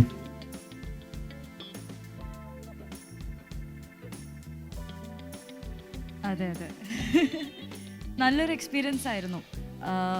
ആക്ച്വലി ഞാൻ കുറച്ചധികം പ്രിപ്പയർ ചെയ്തിട്ടാണ് പോയത്. കാരണം ഞാൻ വിചാരിക്കാണ്ട് വളരെ പെട്ടെന്ന്, നേരത്തെ പറഞ്ഞ പോലെ വളരെ പെട്ടെന്നാണ് എനിക്ക് ഈ ഒരു ഓപ്പർച്യൂണിറ്റി കിട്ടിയത്. So I had to double the level upping thing. അപ്പോൾ കുറച്ചധികം പ്രിപ്പയർ ചെയ്തിട്ടാണ് പോയത്. അപ്പോൾ അതിൻ്റെ നെർവസ്നെസ് ഒക്കെ ഉണ്ടായിരുന്നു. ഫസ്റ്റ് ഓഫ് ഓൾ ആ ബൊഗൈൻവില്ല മൂവി ഇറങ്ങിക്കഴിഞ്ഞപ്പോഴാണ് ഇതിൻ്റെ ഷൂട്ട് സ്റ്റാർട്ടാവുന്നത്. അപ്പം ഞാൻ ആ ബൊഗൈൻവില്ല ലുക്കൊക്കെ പ്രതീക്ഷിച്ച് ഒക്കെയാണ് വിചാരിക്കുന്നത്. ഉള്ളിൽ ഫുൾ റൊമാൻറ്റിസൈസിങ് ആണ്. നേരിട്ട് വന്നപ്പോഴത്തേക്കും മറ്റേ കിറിയൊക്കെ കൂടി വേറെ ഏതൊരു ലുക്കിലാണ് വരുന്നത്. അപ്പോൾ ഫസ്റ്റ് ഞാൻ കാണും ഇതെന്ത് എനിക്ക് കിട്ടുമ്പോൾ മാത്രം ഇങ്ങനത്തെ രൂപം എന്നുള്ള രീതിയിലാണ്. പിന്നെ വർക്ക് ചെയ്യുമ്പം he is very calm and very composed. And ഞാനാണ് ഡയലോഗൊന്നും തെറ്റിക്കരുത്, എൻ്റെ performance should not effect things എന്നൊക്കെയുള്ള രീതിയിലാണ്. പക്ഷേ ഹിസ് പ്രസൻസ് ഭയങ്കര നന്നായിട്ട് എന്നെയും കൂടി കാമാക്കി കുറച്ചും കൂടി ബെറ്റർ പെർഫോമൻസ് തരാൻ പറ്റി. അതുകൊണ്ട് അതുമാത്രമല്ല, രതീഷേൻ്റെ കൂടെ വർക്ക് ചെയ്യുമ്പോഴത് ഞാനിപ്പോൾ രതീഷേൻ്റെ കൂടെ ഇതെൻ്റെ രണ്ടാമത്തെ പ്രൊജക്റ്റാണ്. ആദ്യത്തെ മൂവി വർക്ക് ചെയ്യുമ്പം രതീഷേട്ടൻ പല ഡിഫറെൻറ്റ് പ്രോസസ്സിലാണ് നമ്മളെ കൊണ്ട് വർക്ക് ചെയ്യും, നമുക്ക് പോലും അറിയില്ല. അപ്പോൾ ഫസ്റ്റ് മൂവിയിൽ രതീഷേട്ടൻ എനിക്ക് കഥയൊന്നും പറഞ്ഞു തന്നിട്ടുണ്ടായിരുന്നില്ല. സ്പോട്ടിലാണ് സീൻ ഡയലോഗ്സ് ഒക്കെ തന്നുകൊണ്ടിരുന്നത്. അപ്പോൾ അതൊരു വേറൊരു ലേണിംഗ് എക്സ്പീരിയൻസ് ആയിരുന്നു. ആൻഡ് ഈ മൂവിയിൽ എനിക്ക് സ്ക്രിപ്റ്റൊക്കെ ആദ്യമേ തന്നിട്ട് ഇതിൻ്റെ ടെക്സ്റ്റ് എല്ലാം ഫുൾ പേഴ്സണൈസ് ചെയ്തോളൂ, പിന്നെ എന്നിട്ട് ഒന്നും വേണ്ട, വേറെ പ്രിപ്പറേഷൻ ഒന്നും വേണ്ട, സാധാരണ രീതിയിൽ വന്നാൽ മതി എന്നുള്ള രീതിയിലൊക്കെ ആയിരുന്നു. അപ്പോൾ കുറേ കൂടി ടെൻഷനായിരുന്നു. പക്ഷേ രണ്ടാമത്തെ പ്രൊജക്റ്റിൽ വർക്ക് ചെയ്യുമ്പോഴാണ് ഫസ്റ്റ് ആ രതീഷേൻ്റെ കൂടെ വർക്ക് ചെയ്തതിൻ്റെ കുറേ ലേണിങ്സ് ഔട്ട്കംസ് നമുക്ക് ഈ ഇതിനകത്ത് എവിഡൻ്റ് ആവുന്നത് സെക്കൻഡ് പ്രൊജക്റ്റിൽ. പിന്നെ അതുമാത്രമല്ല ബാക്കി എല്ലാ കുറേ സജിൻ ഗോപു ആയിക്കോട്ടെ, ദിലീഷേട്ടൻ ആയിക്കോട്ടെ, ചിതു ആയിക്കോട്ടെ, ഒരുപാട് രാജേഷ് മാധവൻ്റെ കൂടെ ഞാൻ നേരത്തെയും വർക്ക് ചെയ്തിട്ടുണ്ട്. അപ്പം എല്ലാ നല്ല ആക്ടേഴ്സിൻ്റെ കൂടെ എനിക്ക് വർക്ക് ചെയ്യാൻ പറ്റി. അപ്പോൾ അതെല്ലാം കൂടി നല്ലൊരു എക്സ്പീരിയൻസ് ആയിരുന്നു, നല്ലൊരു ലേണിംഗ് പ്രോസസ്സ് ആയിരുന്നു. And I am fortunate that I got this big opportunity. Thank you. അല്ല, ഇങ്ങനെയൊരു ടൈറ്റിൽ ഇട്ടപ്പോൾ ഞങ്ങൾ പ്ലാൻ ചെയ്തതാണ് എന്താണെന്ന് വെച്ചാൽ എന്തെങ്കിലും ഇങ്ങനത്തെ ഒരു ക്വസ്റ്റ്യനോ അല്ലെങ്കിൽ ഇങ്ങനെ ഒരു പ്ലാനിങ് എങ്ങനെ മാർക്കറ്റ് ചെയ്യാമെന്ന് ഓർത്ത്. അപ്പം ഇന്ന് ഈ ചോദ്യം ചോദിപ്പിച്ച് ഇപ്പോഴാണ് ഞങ്ങളത് മാർക്കറ്റിങ്ങിൽ വിജയിച്ചു എന്നുള്ളത് മനസ്സിലാക്കുന്നത്. കാരണം ഇങ്ങനെ ഇട്ട് കഴിഞ്ഞപ്പോൾ ഓക്കെ ഈ പടത്തിന് എന്തെങ്കിലും, കാരണം ഇതിൻ്റെ ഒത്തിരി കാര്യങ്ങൾ റിവീൽ ചെയ്യാൻ പറ്റത്തില്ല. അപ്പം ഇങ്ങനെ എന്തെങ്കിലും ഇട്ട് കഴിഞ്ഞ് കഴിഞ്ഞാൽ മറ്റുള്ളവർ ശ്രദ്ധിക്കും എന്നുള്ളത് തോന്നി. ഇന്നിപ്പോൾ നമുക്കത് മനസ്സിലായി, അത് മറ്റുള്ളവർ ശ്രദ്ധിക്കുന്നുണ്ടെന്നുള്ളത്. അതൊരു മാർക്കറ്റിങ്ങിൻ്റെ തന്ത്രമായിട്ട് ഞങ്ങളത് ചെയ്തതേ ഉള്ളൂ. ഒരു കംപ്ലീറ്റ് ആക്ടർ എന്നൊക്കെ പറയുന്ന പോലെ ഒരു കംപ്ലീറ്റ് വിജയം ആകുന്നത് അവിടം വരെ എത്തുമ്പോഴാണ്. അപ്പം അവർക്ക് മനസ്സിലായി ഇതൊരു കംപ്ലീറ്റ് മാർക്കറ്റിങ്ങിൻ്റെ അതാ പറഞ്ഞേ, കംപ്ലീറ്റ് മാർക്കറ്റിങ്ങിൻ്റെ ഒരു കാര്യമായിരുന്നു. പിന്നെ നമ്മളത് പിന്നെ ഇപ്പോൾ ഉള്ള എല്ലാ പോസ്റ്ററുകളിലും നോക്കി ഞങ്ങളത് വിജയിച്ചു കഴിഞ്ഞപ്പോൾ പിന്നെ ഇനി വേറെ ഒരു മാർക്കറ്റിംഗ് പ്ലാൻ വേണമെന്ന് മനസ്സിലാക്കി. ഇല്ലില്ല. അപ്പോൾ ഇപ്പം നമ്മളിപ്പം ഹൈദരാലിയായിട്ട് സംസാരിക്കാമെന്ന് വെച്ചു, എന്തെങ്കിലും ഒരു പ്രശ്നം ഉണ്ടാവും ചിലപ്പോൾ, പറഞ്ഞാൽ മനസ്സിലായി. അതിപ്പോൾ എല്ലാ മനുഷ്യരായിട്ട് അങ്ങനെ ഉണ്ടാവുമല്ലോ. അല്ല, അതാ ഞാൻ പറഞ്ഞേ, അത് ഇങ്ങനെയൊക്കെ ചെയ്ത് കഴിയുമ്പോൾ നിങ്ങൾക്ക് ഈ ചോദ്യം ഉണ്ടാവത്തില്ലല്ലോ. അപ്പോൾ ചോദ്യം ഉണ്ടായല്ലോ. അപ്പോൾ അത് ഞങ്ങൾ മാർക്കറ്റിങ്ങിൻ്റെ കാര്യം കൊണ്ടിട്ട് തന്നെയായിരുന്നു. പിന്നെ ഇപ്പോൾ ഏത് സിനിമയിലാണെങ്കിലും ലൈഫിലാണെങ്കിലും ഏത് ബിസിനസ്സിലാണെങ്കിലും ഒക്കെ എന്തെങ്കിലുമൊക്കെ സംഭവങ്ങൾ നോർമലി ഉണ്ടാവുന്നതാണല്ലോ. അപ്പോൾ അതൊക്കെ ഇപ്പം പല സിനിമകളിലും ഉണ്ടാവാറുണ്ട് എന്തെങ്കിലുമൊക്കെ കാര്യങ്ങളായിട്ട്. അപ്പോൾ അതൊക്കെ ഒരു നോർമലായിട്ടുള്ളൊരു കാര്യമാണ്. അപ്പോൾ അത് ഒരു ഇഷ്യൂ ആയിട്ടുള്ള ഇപ്പം നമ്മളൊരു ഫാമിലിയിൽ ഒരു ഇഷ്യൂ ഉണ്ടായി കഴിയുമ്പം ചിലപ്പോൾ എന്താണെന്ന് വെച്ചാൽ നമ്മൾ ഡിസ്കഷന് വെച്ചൊന്നും ഇരിക്കുമല്ലോ. അപ്പോൾ ഇതുപോലെയുള്ളൊരു കാര്യമുള്ളൂ. അത് ഒരു വലിയൊരു ഇഷ്യൂ ആയിട്ടുള്ള കാര്യങ്ങളോ അങ്ങനത്തെ ഒന്നുമില്ല. ഒരു ദുരൂഹ സാഹചര്യം അതിൻ്റെ അകത്തില്ല. അല്ല, ഈ നേരത്തെ പറഞ്ഞ പോലെ പ്രൊഡ്യൂസേഴ്സ് അസോസിയേഷൻ വരെ ഇത് എത്തിയെന്ന് പറയുമ്പോൾ ഈ സിനിമ തുടങ്ങുന്നതിന് മുമ്പ് തന്നെ അത് ഉണ്ടായിരുന്നു എന്നുള്ളതാണ് സത്യം. അതിന് മുമ്പുള്ള അദ്ദേഹം ചെയ്ത സിനിമയുടെ കുറച്ച് വിഷയങ്ങളുണ്ടായിരുന്നു. അത് തന്നെ ക്ലിയർ ചെയ്തിട്ടുള്ള ഒരു ചർച്ച നടന്നിട്ട് ആണ് ഈ സിനിമയുടെ കാര്യങ്ങളിലോട്ടൊക്കെ പോകുന്നത്.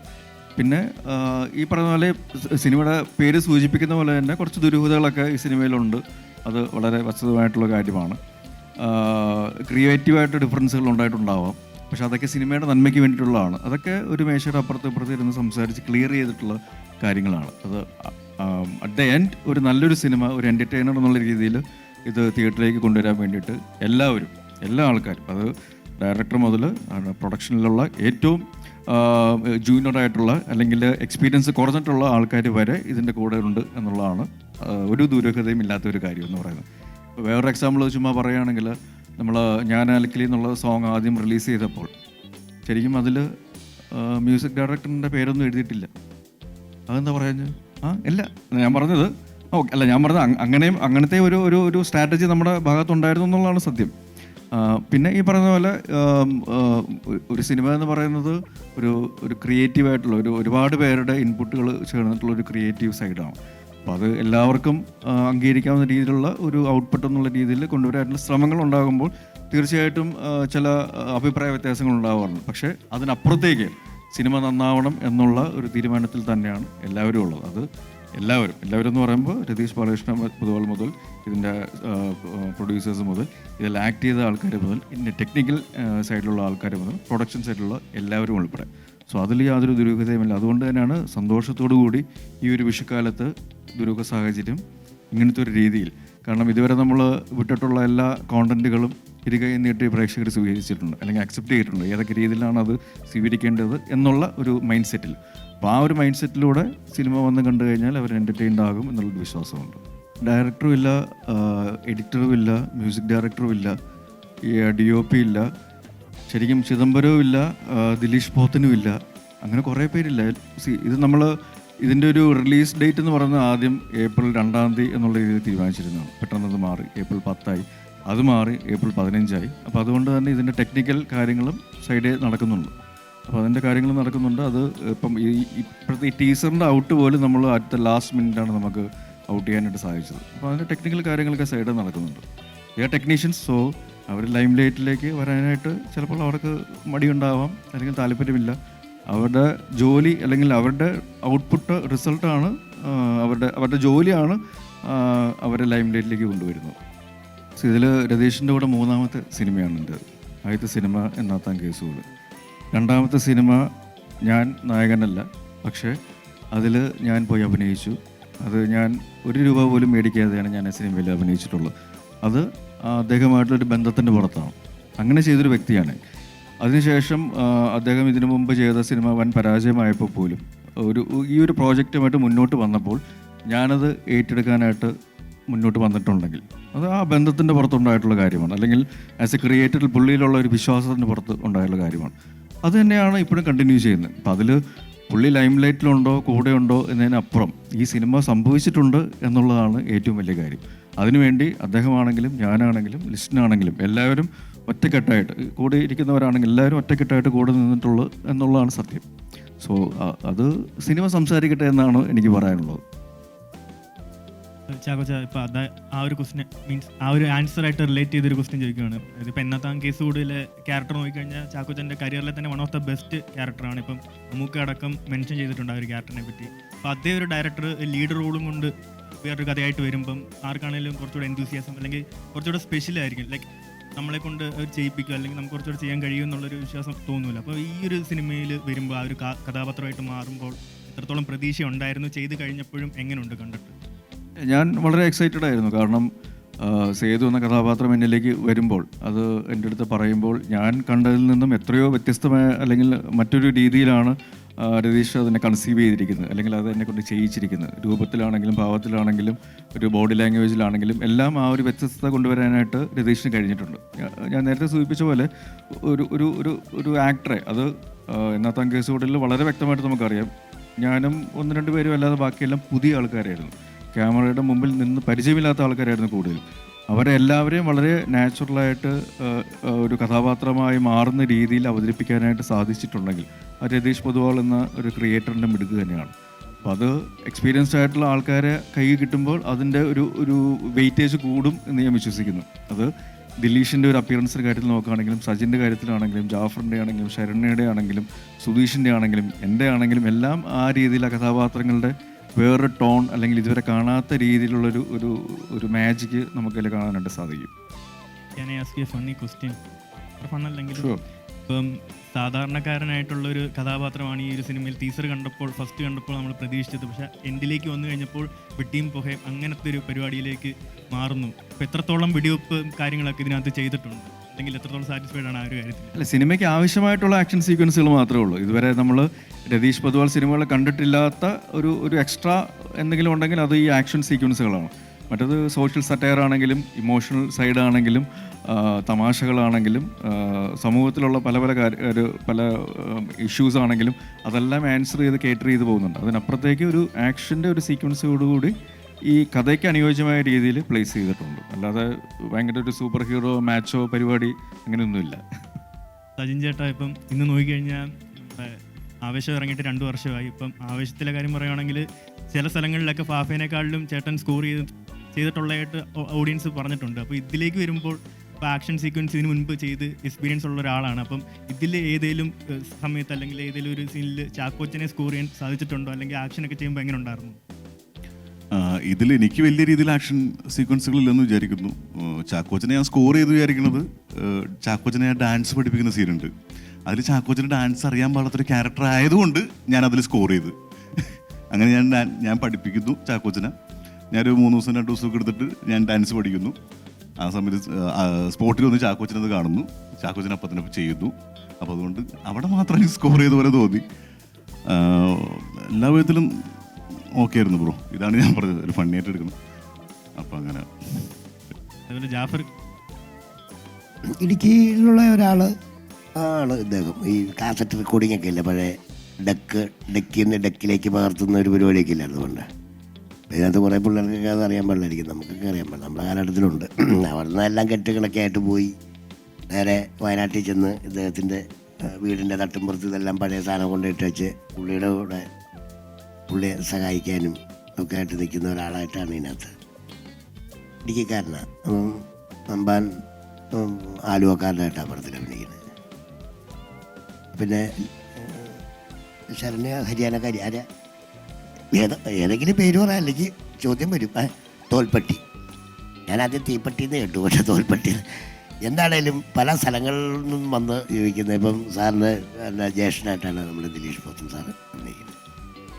ഇത് ഒത്തിരി ചോദിക്കാനില്ല ഇതിലല്ലേ. കാരണം വെച്ച് കഴിഞ്ഞാൽ ഇത് എൻ്റെ അനുഭവത്തിൽ എന്ന് പറഞ്ഞു കഴിഞ്ഞാൽ ഒരു ലെങ്തി സംഭവം ചെയ്തു എന്ന് പറഞ്ഞില്ലേ. അപ്പോൾ ഞാൻ ചില പടങ്ങളിൽ ചെന്നിട്ട് 4-5 ദിവസം അല്ലെങ്കിൽ 2-3 ദിവസമൊക്കെ ഇങ്ങനെ പോയി വരുമ്പോഴത്തേക്ക് എനിക്ക് മൊത്തം അറിയത്തില്ല. അതിലെനിക്ക് മിക്കവാറും ആൾക്കാർക്കറിയാം ഞാൻ കഥ ഒന്നും ഞാൻ വിളിച്ച് പറയുമ്പോൾ അങ്ങനെ കേൾക്കാറില്ല. അതിന് വള്ളയിനൊക്കെ പറഞ്ഞാൽ മതി, എനിക്ക് അങ്ങനെ കൊണ്ടു നടക്കാനൊന്നും പറ്റില്ല എന്ന് പറയും. അപ്പോൾ ഇതിങ്ങനെ ചെന്നു എന്നോടിങ്ങനെ ചെയ്യാൻ പറഞ്ഞു. അദ്ദേഹം എന്നെ തേച്ച് മിനിക്ക് എടുത്തു എന്നാൻ പറയുന്നത്. രതീഷ് എന്ന് പറയുന്ന ഒരു മഹാനായ ഡയറക്ടർ എന്നേ പറയുള്ളൂ.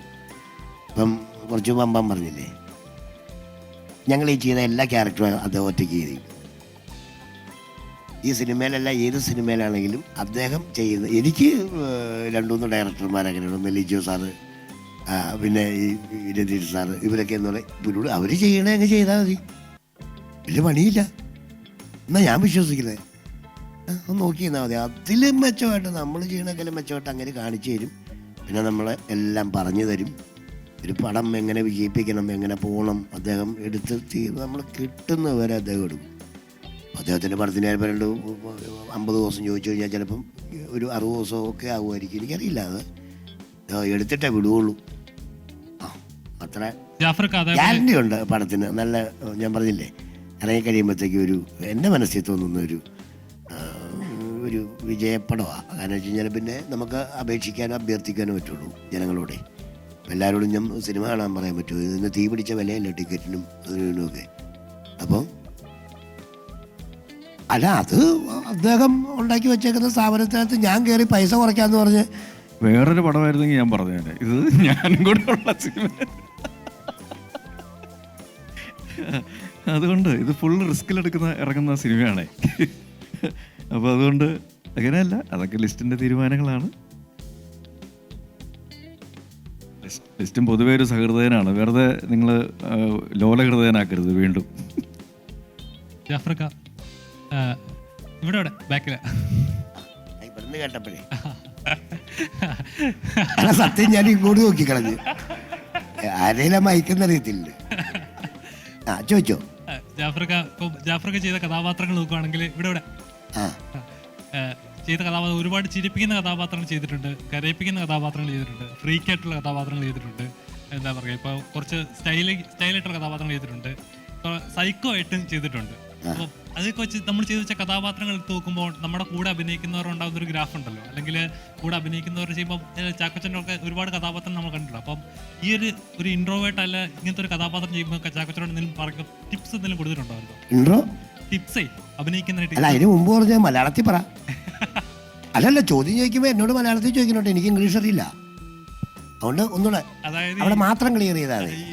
ഇൻട്രോവേർട്ട് എന്ന് പറയുമ്പോൾ അതായത് എല്ലാത്തിലും മാറി നിന്ന്, അല്ലെങ്കിൽ എന്താ പറയാ, മറ്റുള്ളവർ പറയുന്നത് മാത്രം കേട്ട് ഇങ്ങനെ എന്താ പറയുക, നമ്മുടെ ദേഷ്യം വന്നാലും സങ്കടം വന്നാലും പ്രകടിപ്പിക്കാതെ ഒറ്റയ്ക്ക് ഇങ്ങനെ ഇരിക്കുന്ന ഒരു അവസ്ഥയുണ്ട്. അതായത് ഉൾവലിഞ്ഞ അതുപോലെ ആ സാധനം അന്തർമുഖൻ. എനിക്കത് ആ ചോദ്യേ അത് കുഴപ്പിച്ച് കളഞ്ഞതല്ലേ. നൈസായിട്ട് ചോദിച്ചേ. ഞാനിപ്പോൾ എൻ്റെ കൂടെ ഒരാളെ ഞങ്ങൾ തമ്മിൽ അഭിനയിച്ചുകൊണ്ടിരിക്കുന്നത്, ഞാനും അമ്പാനും അഭിനയിച്ചുകൊണ്ടിരിക്കുമ്പം എന്താണ് ഇദ്ദേഹത്തിൻ്റെ അഭിനയം കണ്ടു കഴിയുമ്പോൾ ഞാൻ വലുതായി പോകുന്നു. എന്തെങ്കിലും ടിപ്സ് പറഞ്ഞു കൊടുത്തിട്ടുണ്ടോ, ഇതൊക്കെ ഒന്ന് ശ്രദ്ധിക്കണേ, അല്ലെങ്കിൽ കുറച്ച് അതാണോ ചോദിച്ചത്? അല്ല, എനിക്ക് അത് നല്ല ചോദ്യം കേട്ടോ. അത് കാരണം വെച്ച് കഴിഞ്ഞാൽ ഞാൻ ഇവരോടൊക്കെ ഞാൻ പറഞ്ഞു കൊടുത്തു കഴിഞ്ഞാൽ ഞാൻ ആരായി? അല്ല, ഈ ഇരിക്കുന്നവരോട് പറഞ്ഞു കൊടുക്കാൻ ഞാനാരാ? അതല്ല, അല്ലാതെ എനിക്കൊരു സ്വഭാവമുണ്ട്. അത് ചില വരുന്ന ആൾക്കാർക്കൊക്കെ അറിയാം. നമ്മളിപ്പോൾ ഓപ്പോസിറ്റ് നിൽക്കുന്ന ആരെങ്കിലും ഇച്ചിരി പരിചയക്കുറവുള്ള ആരായിക്കോട്ടെ, ആണായിക്കോട്ടെ, പെണ്ണായിക്കോട്ടെ, ഒരു കൊച്ചായിക്കോട്ടെ, ആരാണേലും എന്തെങ്കിലുമൊക്കെ ഒരു ചെറിയൊരു തിരിവോ മറുവോ ഒക്കെ ചെയ്യുമ്പോഴത്തേക്കാണ് തെറ്റും ഇതൊക്കെ വരുവാണ്. ഇപ്പോൾ ഞാൻ ഐസിൽ വിളിക്കും, ഞാൻ ഐസിൽ വിളിച്ച് പറഞ്ഞു കൊടുക്കുന്നതിൻ്റെ പോലെ അത് ഇങ്ങനെ എടുക്കട്ടെ, കൈ ഇവിടെ നിന്ന് എടുക്കണ്ട. അത് എൻ്റെ മനസ്സിൽ തോന്നിയതാ. പക്ഷെ അവർ ചിലപ്പം ചെയ്യുന്നത് ചിലപ്പം ഡയറക്ടർക്ക് ശരിയായിരിക്കാം. പക്ഷെ നമ്മൾ എൻ്റെ ഇതിൽ നിന്ന് നോക്കുമ്പം ഒന്ന് പോയായിരുന്നു, നല്ലതായിരുന്നു എന്ന് പറഞ്ഞു കൊടുക്കും. അവർ ചെയ്യുമോ ചെയ്യില്ലെന്ന് അറിയില്ല, അങ്ങനെയൊക്കെ ചെയ്യാറുണ്ട്. പിന്നെ ഇതിപ്പോൾ ഒന്നും ആരോടും പറഞ്ഞു കൊടുക്കണ്ടേ. പിന്നെ ഇപ്പോൾ കണ്ടില്ല, വാഴയിൽ പിള്ളേർ സെറ്റ് ഇറങ്ങിയേക്കണണ്ട നടന്മാരാ. മോഹൻലാൽ സാറ്, മമ്മൂട്ടിക്ക എന്നൊക്കെ പറയുന്ന ആൾക്കാരെ പോലെയുള്ള ഞങ്ങൾ ഇരിക്കുന്ന സാറന്മാർ, ഞങ്ങളെ ഇപ്പോൾ ചെറുകിടക്കാരൊക്കെ ഉണ്ടല്ലോ ഒത്തിരി. അപ്പോൾ അവരൊന്നും അല്ല, അവരൊന്നും ഇപ്പോൾ സിനിമയിലെന്ന് പറഞ്ഞാൽ 4 പിള്ളേർ കൂടിയ സിനിമയാണ് അല്ലേ. എല്ലാ സൈഡിലും പിള്ളേർ സെറ്റായി, ക്യാമറയായി, ഡയറക്ഷനായി ഒക്കെ അല്ലേ. ഇത് നിങ്ങൾ കൈകാര്യം ചെയ്യും നന്നായിട്ട്. എന്നിട്ട് അദ്ദേഹത്തിനോട് ഇതൊരു കഥ പറ, അദ്ദേഹം സിനിമ എടുക്കും. നല്ല പിള്ളേരാണെങ്കിൽ ഇപ്പോൾ വാഴ കളിക്കുന്നു, അങ്ങനെ അതുപോലെ ഇതും നിങ്ങൾ കളിച്ചു വരുമ്പോഴത്തേനും നല്ലൊരു സിനിമയാവും. വിഷുവിന് ഒരു കൈനീട്ടമായിട്ട് 2 പേരും കൂടി അങ്ങോട്ട് തരും ഞങ്ങളൊക്കെ വെച്ച്. ജാഫർക്ക് അതേപോലെ ഇപ്പൊ സൈൻചേട്ടനോട് ചുരുളിയിലുണ്ടായിരുന്നു. എന്തോ അവിടെ നിന്ന് ജാഫർക്ക് കേട്ടല്ലോ. ഒറ്റ മിനിറ്റ്. സൈൻചേട്ടനോട് ഇതിനു മുമ്പ് ചുരുളിക്കത്തുണ്ടായിരുന്നു. അപ്പോൾ അതൊരു എക്സ്ട്രീം ലെവലിലൊരു കഥാപാത്രം, ഒരു മനുഷ്യന്റെ എല്ലാ ഒരു എന്താ പറയാ സങ്കടങ്ങളും ദേഷ്യങ്ങളും അല്ലെങ്കിൽ ഒരു വേറൊരു മനുഷ്യന്റെ വേറൊരു രൂപമാണ് അതിനകത്ത് കാണിക്കുന്നത്. അപ്പം ഇതിലെങ്ങനത്തെ ഒരു കഥാപാത്രം കുറച്ചുകൂടെ ഒരു ഡിഫറെന്റ് ലെവലിൽ ഒരു പേഴ്സണലായിട്ട് നോക്കുമ്പോൾ എങ്ങനത്തെ ഒരു കഥാപാത്രമാണ്? അല്ല, ഞാൻ പറഞ്ഞല്ലോ ഇതിനെ കുറിച്ച്. ഞാൻ ഇദ്ദേഹത്തിന്റെ സൈൻചേട്ടനുമായിട്ട് വെച്ച് നോക്കുമ്പോഴേ നിങ്ങൾ രണ്ടുപേരിൽ കോംബോ. സാജിനും ഞാനും ഒന്നും അഭിനയിച്ചൊന്നുമില്ല ഒന്നിച്ച്. സീനൊന്നുമില്ല. ഞാനും സഞ്ജുനും ഒന്നും ഒന്നിച്ച് അഭിനയിച്ചിട്ടില്ല. ഞാനും ഇദ്ദേഹവും ശരണ്യം പിന്നെ ദിലീഷ് സാറ് ചിദംബരം അത്രയും പേരാ. സജിൻ മാത്രം നമ്മൾ തമ്മിൽ ഇല്ല ഇല്ല ഇല്ല ഇല്ല ഇല്ല. ഒരു തൊട്ടടുത്തുണ്ട്, തൊട്ടടുത്ത് ഉണ്ട്, പക്ഷെ മിണ്ടുന്നില്ല. അങ്ങനെയൊക്കെ അതാണ് ദുരൂഹം. അതെന്താണ് പുള്ളി എവിടെയാ അപ്പുറത്തേക്കിനെന്ന് പറഞ്ഞ് ഞാൻ ഇപ്പുറത്ത് നിൽപ്പുണ്ട്, ഇതിൻ്റെ അപ്പുറത്തും ഇപ്പുറത്തും. അവിടെ ദുരൂഹതയാണ്. ആ ദുരൂഹമാണ് നമ്മളുടെ സിനിമ ദുരൂഹ സാഹചര്യത്തിൽ എന്ന് പറഞ്ഞേ. ദുരൂഹ സാഹചര്യം ഒച്ചത്തി പറ. ദുരൂഹ സാഹചര്യം അല്ല, തെറ്റിപ്പോയി. ഊഹയോ? ദുരൂഹ സാഹചര്യം. ആ, ദുരൂഹ സാഹചര്യം. ഓക്കെ സാർ, ചോദിച്ചോളൂ. അത് ചോദിച്ചോളൂ. ദുരൂഹ സാഹചര്യം റൊമാൻറ്റിക്കായിട്ടോ? എനിക്കിപ്പോൾ ഇരിക്കുന്നത് അതുപോലെ കാണാൻ ഇഷ്ടം. ഇതുണ്ടോ ഇപ്പോഴേ ഇരിക്കുന്നുണ്ടോ? അതെങ്ങനെ അങ്ങനെ ഇരിക്കുന്ന ആണ് എനിക്കിഷ്ടം. എന്തിനാ ഒരാളെ ദുഃഖത്തിലിരിക്കുന്നതും സീരിയസ് ഇരിക്കുന്നതും അതൊന്നുമില്ലെന്നേ. മനുഷ്യനായിട്ടങ്ങ് പോയാൽ മതി. എല്ലാം നമ്മൾ കണ്ടു കേട്ടങ്ങ് പോയാൽ മതി അല്ലേ? നമ്മൾ തിരിഞ്ഞൊക്കെ നോക്കി പറക്കി അങ്ങോട്ട് പോയി കഴിഞ്ഞാൽ അങ്ങോട്ട് പോയിക്കൊണ്ടിരിക്കും. അല്ലാതെ നമ്മളൊരു ചിന്താഗതിയായിട്ട് പോയി കഴിഞ്ഞാൽ ഒന്നും നടക്കുകയല്ല അല്ലേ? അതിന് ചോദിച്ചു. ആർക്കെങ്കിലും എന്നോട് ചോദിക്കാനുണ്ട? ഇവിടെ നേരെ എവിടെ? ഇവിടെ ജാഫർക്കാ ടീസറിൽ ഇക്കനെ കണ്ടപ്പോ എന്റെ കണ്ണ് നേരെ പോയത് ഇക്കന്റെ തലയിലേക്കാ. കാരണം അത്ര കിട്ടില്ല ഹെയർ സ്റ്റൈല്. നീ തലയിലേക്ക് മാത്രമേ നോക്കിയുള്ളൂ. അല്ല, കുഴപ്പമില്ല. അത് അങ്ങനെ ചെത്തി വെച്ചോണ്ട് ചേന എത്തിയ പോലെ എന്ന് പറയൂല്ലേ? അല്ല, കൊള്ളാത്. കാരണം ഇപ്പോഴത്തെ യുവതലമുറയിലെ നെറ്റ് കയറുന്ന പിള്ളേർക്കൊക്കെ ഈഗോ അടിക്കാൻ സാധ്യതയുണ്ട് ആ ഒരു ലുക്ക് കണ്ടു കഴിഞ്ഞാൽ. അപ്പൊ ചേട്ടൻ ആ ഒരു മേക്കപ്പിൽ ഈ ക്യാരക്ടറായി മാറിക്കഴിഞ്ഞപ്പോഴത്തേക്കിനും കണ്ണാടി നോക്കിയപ്പോൾ ഫസ്റ്റ് തോന്നിയ ഒരു തോട്ട് എന്തായിരുന്നു? അത് ചോദ്യമാണ് അല്ലേ? എനിക്കറിയാം ചോദ്യ. ഇപ്പൊ ഏതാണ്ട് ഒരു 100 ചാനലുണ്ടെന്ന് എനിക്ക് തോന്നുന്നു അല്ലേ? അല്ലേ? ചെറുതും വലുതുമായിട്ടുള്ള 10 ഇല്ലേ? ഇത്രയും മുമ്പ് ഞാൻ പറയാണ്, ഞാൻ ഇത് എന്നെ വെട്ടിപ്പറക്കി ഒരു മരത്തിൻ്റെ ഓട്ടിയിരുന്ന വെട്ടി കാരവാനിലൊന്നും കയറിയൊന്നും മുടി വെട്ടിക്കലായിരുന്നു. ഒക്കെ വാരിപ്പറക്കാനായിട്ട് പിന്നെ വലിയ പാടാണ്. ഞാൻ പുറത്തിരുന്ന വെട്ടി. ഞാൻ മുടിയൊക്കെ വെട്ടിയിരിക്കുമ്പോഴാണ് ഇദ്ദേഹം എൻ്റെ അടുത്തൂടെ കടന്നുപോയത്. എനിക്ക് ഇദ്ദേഹം എന്ന് പറഞ്ഞാൽ ഇതിലൂടെ കടന്നു പോയിട്ട് ഇടമ്പല്ലും മൂക്കും മുറിച്ച് വെച്ചേക്കണ്. അപ്പം ഞാനിത് ആരാന്ന് കരുതി ഞാൻ എഴുന്നേറ്റ് വന്നപ്പോൾ പുള്ളി വന്നിട്ട് പിന്നെ അറിയോ ഇതുണ്ട് എന്ന് പറഞ്ഞിട്ട് ഞെക്കി കിട്ടും. അപ്പോഴാണ് ഇദ്ദേഹമാണെന്ന് അറിയണേ. അപ്പം ഞാൻ കണ്ണാടി നോക്കിയപ്പോഴത്തേക്കും ഞാൻ മനസ്സിലാക്കി ഇപ്പോൾ ഈ നിൽക്കുന്ന ചെറുപ്പക്കാർ പിള്ളേരൊക്കെ ഇല്ലേ, ഇനി വരാൻ പോകുന്ന ചെറുപ്പക്കാർ പിള്ളേരൊക്കെ കംപ്ലീറ്റ് ഇതുപോലെ മുടി വെട്ടി ജാഫർ ഖാൻ കട്ടെന്നും പറഞ്ഞൊരു കാട്ടിടണം. എങ്ങനെ ഉണ്ടാവും ജാഫർ ഖാൻ സ്റ്റൈൽ? ഇനി നോക്കിയോ, ഇനി സലൂണിലും ചെറിയ ബാർബർ ഷോപ്പിൽ വരെ ജാഫർ ഖാൻ കട്ടെന്നും പറഞ്ഞൊരു നോട്ടീസ് വരും. ഇനി പിള്ളേരെ കുറച്ചാൾ വെട്ടിക്കൊണ്ട് നടക്കട്ടെ, അതിനെനിക്ക് പറയത്തില്ലേ? നല്ല കട്ടല്ലേ കുട്ടപ്പി? നല്ല കട്ടല്ലേ? അതാണ് കട്ട് കേട്ടോ. അപ്പം ഇതൊക്കെ നമ്മുടെ കട്ടും വെട്ടിക്കൊണ്ട് നടന്നിട്ട് കാര്യമില്ല. ഞങ്ങളുടെ ഈ സിനിമ 14-ാം തീയതി ഇറങ്ങി കഴിയുമ്പോഴത്തേനും, അല്ല വിഷുവിന് സമ്മാനമായിട്ട് 15-ാം തീയതി ഇറങ്ങി കഴിയുമ്പോഴത്തേനും നിങ്ങളും സഹായിക്കണം. എല്ലാവരും സഹായിച്ചത് ഇന്ന് വിജയമാക്കി തന്നെ നമുക്ക് പടം കണ്ടിട്ട് നല്ലതിനെ നല്ലതാക്കി കണ്ടാൽ അതൊന്ന് ചെയ്തേക്കാം. ഇനി ആർക്കെങ്കിലും എന്നോടുണ്ടോ ഈ വശം വിടാൻ വേണ്ടിയിട്ടാ പാസ് പറയാൻ? പാടോ? വാഴ സിനിമ കണ്ടില്ലെന്നേ. ഞാൻ കണ്ടില്ല. പൊതുവായിട്ടുള്ള അഭിപ്രായങ്ങൾ കേൾക്കില്ല അവനെ. ഇപ്പം പൊതുവായിട്ടുള്ള അഭിപ്രായം എന്നാ? മോഹിനിയാട്ടം എന്ന് പറയുന്ന പടം നല്ലതാണ്, വാഴ നല്ലതാണ്, എല്ലാ പടവും നന്നാവണം. സിനിമ ഇൻഡസ്ട്രിയിലേക്ക് നിങ്ങൾക്ക് ഇങ്ങനെ വന്ന് ഇത് വെച്ചോണ്ട് ഇരിക്കണമെങ്കിൽ പടം നന്നാവണ്ടേ? ഇത് നിന്നു പോകാൻ പാടില്ലല്ലോ. അപ്പോൾ എന്ത് ചെയ്യണം? എല്ലാവരെയും നിങ്ങളെപ്പോലെയുള്ള ആൾക്കാർ ഒന്നും അലോക്യം വഴക്കൊന്നും ഉണ്ടാക്കാതെ നല്ല രീതിയിൽ മുമ്പോട്ട് പോയി കഴിഞ്ഞാൽ നിങ്ങൾക്കും ജീവിക്കാം, ഞങ്ങൾക്കും ജീവിക്കാം, എല്ലാവർക്കും ജീവിക്കാം. അല്ലാതെ ഇത് തകർത്തിട്ട് ഒന്നും നടക്കൂല്ലോ. അല്ലപ്പാ? അല്ല, അത് ഒരു സ്റ്റോറി ഞാൻ ഏതോ ഇതിനകത്ത് പറഞ്ഞിട്ടുണ്ട്. അത് എൻ്റെ കുടുംബപരമായിട്ടുള്ള ഒരു സംഭവത്തിലേക്ക് ഇപ്പോൾ പോയി കഴിഞ്ഞാൽ സമയമില്ലല്ലോ. അത് കഴിഞ്ഞാൽ ഒരു 10-18-20 വർഷത്തോളം ഞാനിങ്ങനെ സിനിമ തിയേറ്ററിൽ ചെന്ന കേട്ടോ. അത് പ്രത്യേകം ശ്രദ്ധിച്ചോളൂ. ഞാൻ സിനിമ കാണുകയില്ലാന്ന് തിയേറ്ററിൽ ചെന്ന് കാണില്ലാത്ത കാര്യം പറയുന്നത്. തിയേറ്ററിൽ ചെന്ന് കാണും. അല്ലാതെ എൻ്റെ വീട്ടിൽ ടി വിയിൽ വരുമ്പോൾ എനിക്ക് പഴയ സിനിമകളോടാണ് താല്പര്യം. അതൊക്കെ കണ്ടുകൊണ്ടിരിക്കും. പുതിയ സിനിമ അങ്ങനെയൊന്നും കാണാറില്ല. അപ്പം വിമർശനം ഉണ്ടായി, ഇയാളൊക്കെ ചെന്ന് സിനിമ ചെയ്യും, അവനൊന്നും കാണിയല്ല, ഞങ്ങളൊക്കെ കാണാൻ നിൽക്കുക, കഷ്ടപ്പെട്ടു. അതെന്നാന്നറിയാം, അത് ആ വിദ്വേഷം ഉണ്ടാവുമല്ലോ. അത് ഒന്ന് ആലോചിച്ച് നോക്കി. അത്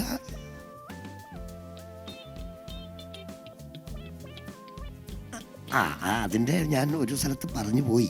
ഇനിയിപ്പോൾ ഒന്നുകൂടെ പറഞ്ഞെന്ന് പറഞ്ഞാൽ എൻ്റെ ജ്യേഷ്ഠനും ഞാനും എൻ്റെ ഒരു പെങ്ങളും കുട്ടിയും കൂടെ ഒക്കെ എല്ലാ സിനിമയും ഞായറാഴ്ച കാണും. എനിക്ക് ഞായറാഴ്ച ദിവസം എനിക്ക് ഫ്രീ ആയി സിനിമ കാണുന്നതിന്. ഇപ്പോൾ തിയേറ്റർ ടിക്കറ്റ് എൻ്റെ കാര്യം എന്ന് വെച്ച് കഴിഞ്ഞാൽ ഞങ്ങൾക്ക് 14-15 ചായക്കടയായിരുന്നു.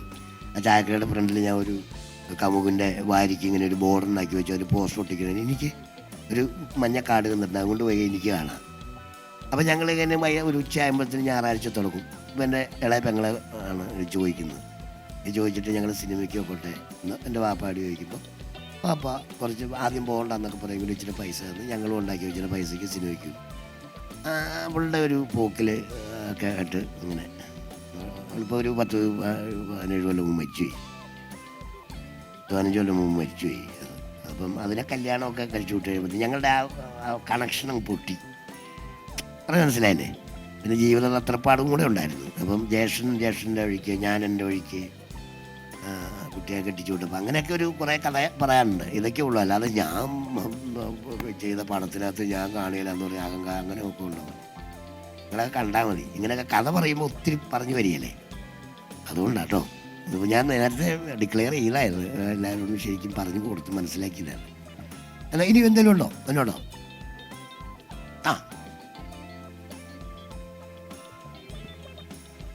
അല്ല, അത് ഒരു രസകരമായൊരു അവസ്ഥയിൽ ചെയ്തതാണ്. അത് സിനിമയുടെ പേരുമായിട്ട് ബന്ധപ്പെടുത്തി ചെയ്തു എന്ന് മാത്രമേ ഉള്ളൂ. പിന്നെ ഞാൻ ആരുടെ കൂടെയാണ് കോ പ്രൊഡ്യൂസ് ചെയ്തത്, അപ്പോൾ അതുകൊണ്ട് ആ ചെറുതായിട്ടെങ്കിലും എനിക്ക് കിട്ടാതിരിക്കില്ലല്ലോ, ഇല്ലേ? അത്രേ ഉള്ളൂ. ഇല്ലില്ല, കണ്ടിട്ടില്ല. കാണണം. ശരിക്കും പറഞ്ഞാൽ ആട് കാണണം, പ്രതിച്ഛായ കാണണം, വാഴ കാണണം, മോഹിനിയാട്ടം കാണണം. ഇതെല്ലാം കാണേണ്ട ലിസ്റ്റിലുള്ളതാണ്. അതെല്ലാം തിയേറ്ററുകളിൽ ഇപ്പോഴും ഉണ്ട് എന്നുള്ളതാണ് ഏറ്റവും സന്തോഷകരമായ കാര്യം.